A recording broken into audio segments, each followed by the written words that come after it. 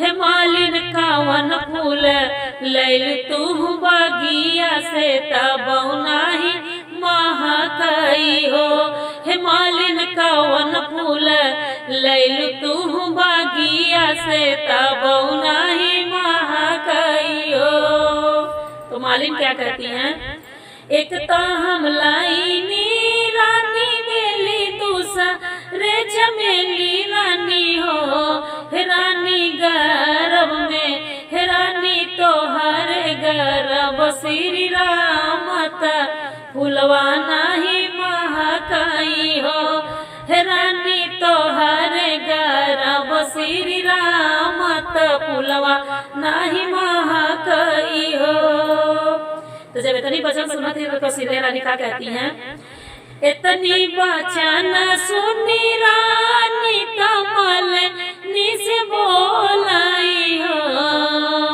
इतनी वचन सुनाई रानी कमल से बोलाई हो। हे मालिन हमारे जो होई है श्री राम कंगना पाही रउआई हो। हे मालिन हमारे जे होई है श्री राम कंगना पाही रउआई हो।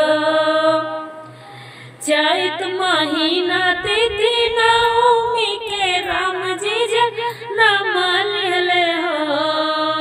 चैत महीना तिथि नवमी के राम जी जन्म लेले हो।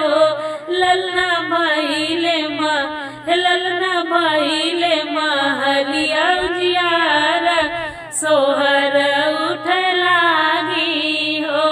ललना भइले महलिया उजियार सोहर उठ गरवा हो।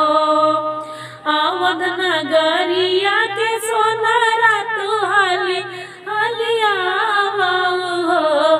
सोनरा गढ़ी देता सोन के कंगनावा मालिन के पैरावा हो। सोनरा हाली हाली गढ़ी दा कंगनावा मालिन के पैरावा